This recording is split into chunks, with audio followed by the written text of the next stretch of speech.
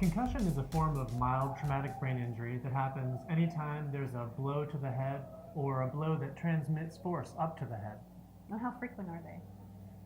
The CDC, the Center for Disease Control in the United States, estimates there may be as many as 3.8 million concussions in the US related to recreation every year.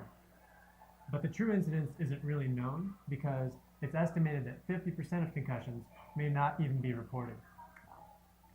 And what are the signs and symptoms of a concussion?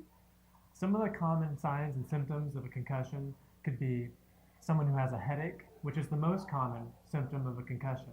Other signs that someone may be concussed would be that someone has difficulty with balance or remembering things. Maybe they have some nausea or difficulty concentrating. Do you get those symptoms right away, or does it take a while for that to happen? The response to a concussion is variable. Some of the symptoms can come on right away, but they may not necessarily come on immediately. Okay. So is there anything that I can do to prevent a concussion either in myself or in my children? There's nothing we can do to entirely do away with the risk of concussion in sport. The best thing we can do is try to decrease the risk by making sure we do things like playing with good sportsmanship, following the rules, and making sure that we're using proper safety equipment. What should I do if I think that either I've suffered a concussion or one of my kids or one of their teammates have suffered a concussion? If you or one of your children suffer a concussion, or even if you suspect you may have suffered a concussion, the safest thing to do is, when in doubt, sit them out. And where should I take them? The best thing to do if you suspect a concussion is to get evaluated by someone who is licensed and certified in managing sports concussions.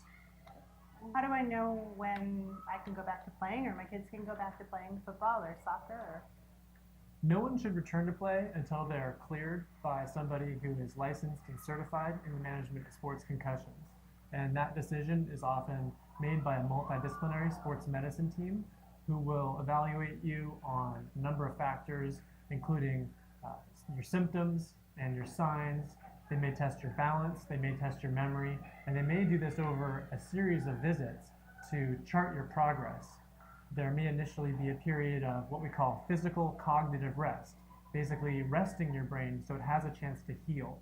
And then generally, once you are symptom-free at rest, there will be a graded return to activity with more and more exercise, starting with some light aerobic exercise and moving gradually through sport-specific drills and even full contact practice before you're safe to return to the game.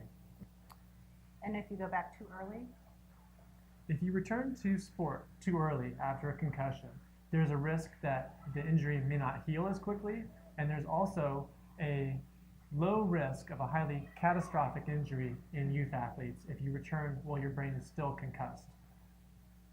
So it seems like a lot of parents are getting kind of paranoid about concussions because of the frequency with what they're happening. Should we discourage our kids from playing sports? Not at all. Exercise and sports are an important part of developing as a youngster, and exercise is something that we should all be doing throughout our entire lifespan. There's no way to completely eliminate risk in most of any activities we do every day. So the best we can do is to try to understand the risks and understand how to minimize them and recognize the signs and symptoms that mean maybe we need to rest for a period of time so that we can remain active our entire lives.